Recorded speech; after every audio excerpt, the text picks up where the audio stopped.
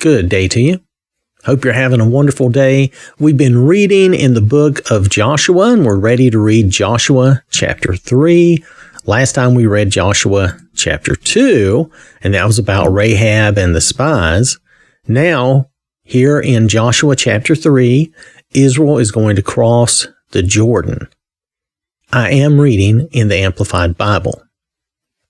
Joshua got up early in the morning, then he and all the children of Israel set out from Shittim and came to the Jordan, and they spent the night there before they crossed the river. And it happened at the end of 3 days that the officers went throughout the camp, and they commanded the people, "When you see the ark of the covenant of the Lord your God being carried by the Levitical priests, then you shall set out from where you are and follow it. However, there shall be a distance between you and it of about 2,000 cubits. That's about 3,000 feet. Remember, a cubit is about 1.5 feet by measurement.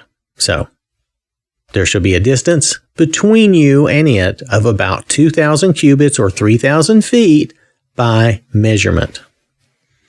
Do not come near it, so that you may be able to see the ark and know the way you are to go, for you have not passed this way before." Then Joshua said to the people, "Sanctify yourselves for his purpose, for tomorrow the Lord will do wonders, miracles among you." Joshua said to the priests, "Take up the ark of the covenant and cross over the river ahead of the people." So they took up the ark of the covenant and went on ahead of the people.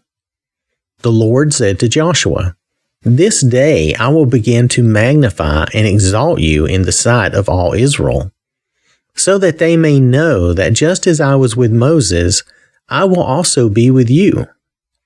You shall command the priests who carry the ark of the covenant, saying, 'When you come to the edge of the waters of the Jordan, you shall stand still in the Jordan.'" Joshua said to the Israelites, "Come here and listen to the words of the Lord your God."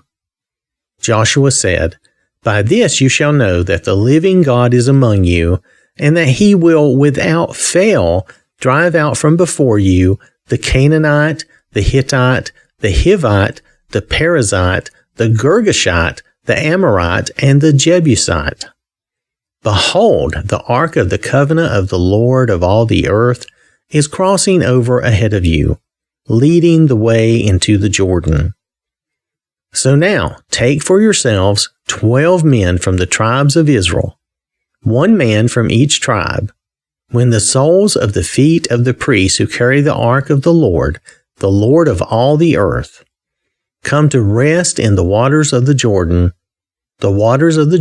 flowing down from above will be cut off, and they will stand in one mass of water."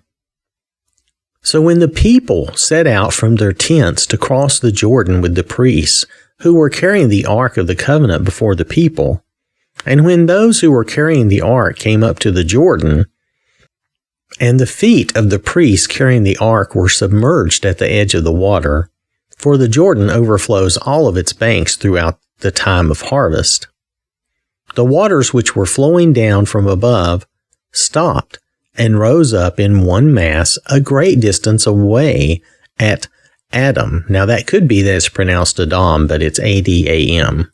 The city of Adam. The note here says it was located about 16 miles up the river from Jericho. Remember that they are near Jericho. The city that is beside Zarethan. Those waters flowing downward toward the sea of the Arabah, the Salt Sea, were completely cut off. So the people crossed the river opposite Jericho. And while all the people of Israel crossed over on dry ground, the priests who carried the ark of the covenant of the Lord stood firm on dry ground in the midst of the Jordan riverbed until all the nation had finished crossing over the Jordan.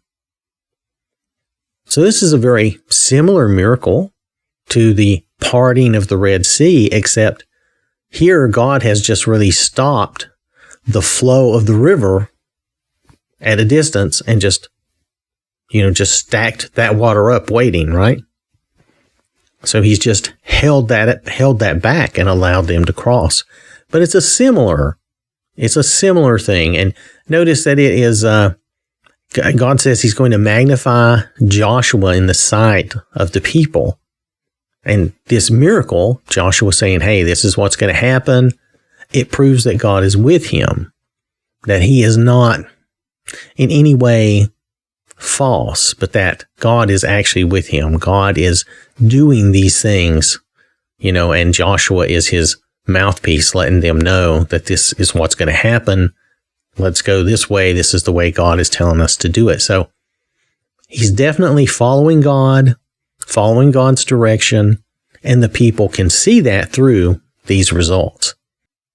So I want to thank you for listening. Hope you have a wonderful day.